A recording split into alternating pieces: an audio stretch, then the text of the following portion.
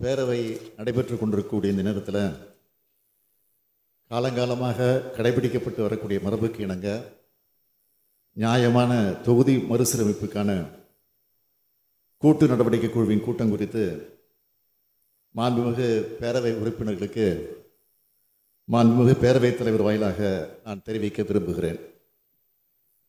2026ஆம் ஆண்டில் மக்கள் தொகை கணக்கெடுப்பின் அடிப்படையில் மேற்கொள்ளப்படவிருக்கக்கூடிய தொகுதி மறுசீரமைப்பு நடவடிக்கை தமிழ்நாட்டின் ஜனநாயக உரிமை, அரசியல் பிரதிநிதித்துவ உரிமை ஆகியவை பாதிக்கப்படும் அபாயத்தையும் மக்கள் நல்வாழ்வு திட்டங்களை சிறப்பாக நடைமுறைப்படுத்தியதற்காக தமிழ்நாடு போன்ற மாநிலங்கள் தண்டிக்கப்படக்கூடாது என்பதையும் சுட்டிக்காட்டி முன்கூட்டியே எச்சரிக்கை மணி அடித்து இந்தியாவிலேயே முதலாக நம்முடைய தமிழ்நாடு சட்டமன்றத்தில் 14/2/2024 அன்று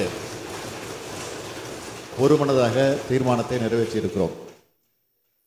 அடுத்த கட்டமாக தமிழ்நாட்டில் இருக்கக்கூடிய அனைத்து கட்சிகளின் தலைவர்கள் கூட்டத்தை கடந்த 5/3/2025 அன்று கூட்டி இந்திய நாட்டின் கூட்டாட்சி அமைப்பிற்கும் தமிழ்நாடு மற்றும் தென்னிந்திய மாநிலங்களின் அரசியல் பிரதிநிதித்துவ உரிமைக்கும் மிக பெரும் அச்சுறுத்தல் ஏற்படுத்தக்கூடிய மக்கள் தொகை அடிப்படையிலான நாடாளுமன்ற தொகுதி மறுசீரமைப்பை கடுமையாக எதிர்த்தும் தற்போது இருக்கும் தொகுதி வரையறை 2026 மேலும் 30 ஆண்டுகளுக்கு நீடிக்கப்படும் வேண்டும் என்றும் பிரதமர் அவர்கள் நாடாளுமன்றத்தில் உறுதியளிக்கணும்.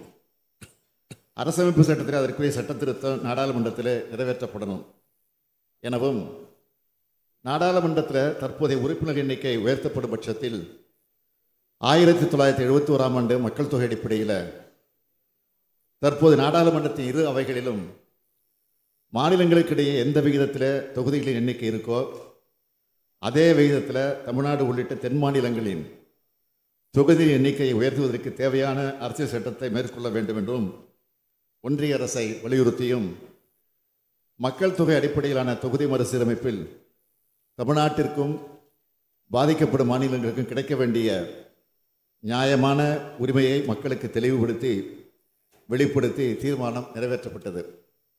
நமது நியாயமான கோரிக்கைகளையும் அவை சார்ந்த போராட்டத்தை முன்னெடுத்துச் செல்லவும் ஒன்றிய அரசுக்கு மாநிலங்களுக்கு ஏற்படும் பாதிப்பு பற்றி விழிப்புணர்வு ஏற்படுத்திடவும் கூட்டு நடவடிக்கை குழு ஏற்படுத்தவும் தீர்மானம் நிறைவேற்றப்பட்டு அதற்கான முன்னெடுப்பில் மிக தீவிரமாக செயல்பட்டு 22/3/2025 அன்று அந்த கூட்டுக்குழுவின் முதல் கூட்டம் சென்னையில் நடைபெற்றது.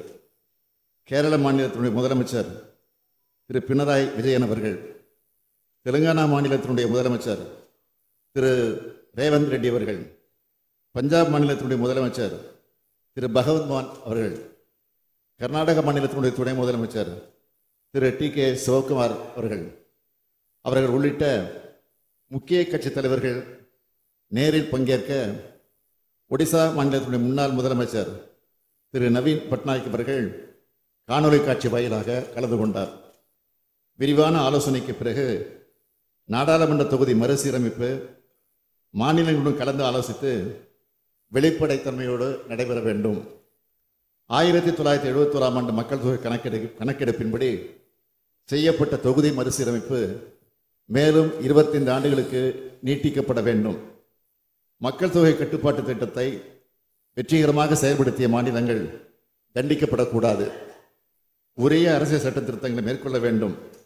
கூட்டு நடவடிக்கை குழு கூட்டத்தில் பங்கேற்ற கட்சிகளின் மாநிலங்களில் இது குறித்த தீர்மானத்தை சட்டமன்றங்களில் நிறைவேற்ற வேண்டும்.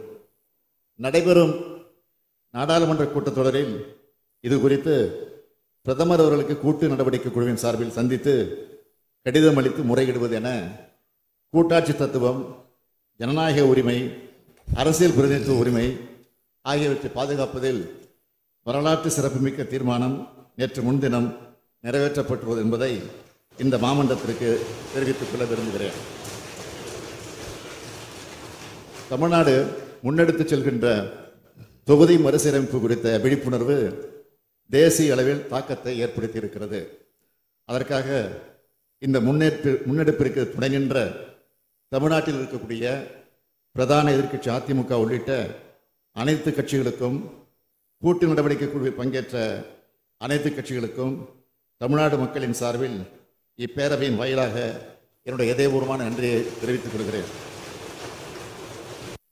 தமிழ்நாடு போராடும், தமிழ்நாடு வெல்லும் என்ற முழக்கத்தினர் அடுத்த கட்டத்திற்கு எடுத்துச் சென்று நமது உரிமைகளை, நம்போல் பாதிக்கப்படும் மாநிலங்களின் உரிமைகளை மீட்டெடுத்திட, நியாயமான தொகுதி மறுசீரமைப்பை பெற்றிட, தமிழ்நாட்டிலிருந்து நாடாளுமன்றத்தில் பிரதிநிதித்துவம் உள்ள கட்சிகளின் எம்பிக்களை எல்லாம் அழைத்துச் சென்று மாண்புமிகு பிரதமர்களை சந்திக்க இருக்கிறோம் என்பதையும் இந்த அவைக்கு தெரிவித்து அமைகிறேன்.